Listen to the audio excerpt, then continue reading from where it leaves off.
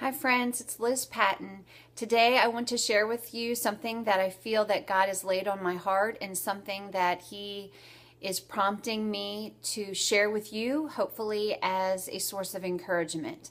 I think a lot of people think that fitness coaches or people who are into the fitness profession have it all figured out. And I am here today to share with you that I am a work in progress, that this is something that I have to work at every day.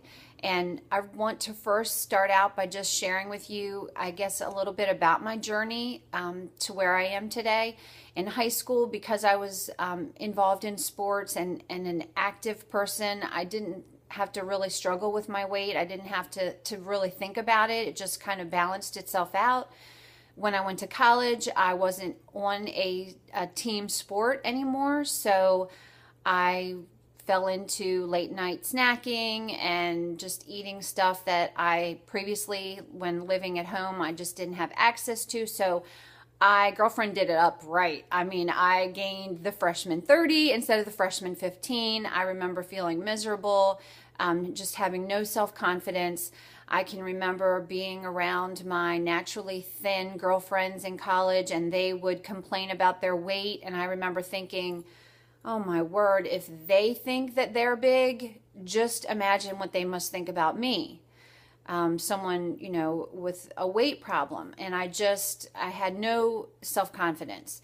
And long story short, I ended up having to pay extra for a bridesmaid dress to have it made in a bigger girl size, which was my wake-up call that I needed to do something about this. So I began to start learning about nutrition and exercising, and that made me passionate to try and help other people figure that out for themselves, because I realized that it couldn't be a diet, that it had to be a lifestyle. Okay, so last year I wanted to start increasing my strength training. So I did P90X3 all the way through. Then I did Chalene Extreme. Now I'm doing Les Mills Pump. All those things are lifting heavier weights. And I will tell you that being strong is empowering for me, but it makes the scale go up because muscle weighs more than fat, even though it takes up less room in my body and my clothes were not fitting any differently. I started noticing that the scale was going up as I was adding muscle.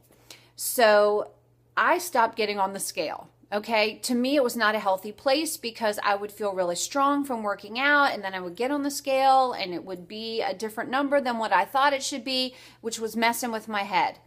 So I was trying not to base my sense of worth on a number on the scale, which is what I encourage all of my clients to do as well. So last week, I had to go to my annual GYN appointment and got on the scale. And for 5 years previously, every time I went to that annual appointment, my weight was about the same, like 1 or 2 pounds difference. But last week it was up. And I had this moment in the office that was just not a good moment for me. Shared that with the doctor. I'm training right now for a marathon so that I know that I've been eating more carbs for that, which for me personally, when I eat more carbs, I retain fluid. So I'm sure that could have something to do with it.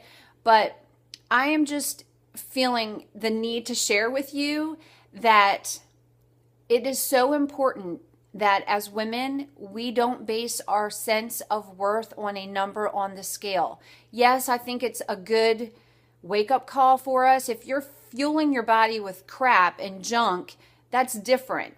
If you are eating healthy foods that are fuel for your body and you're strength training and you're exercising and you're feeling strong, that's the most important thing.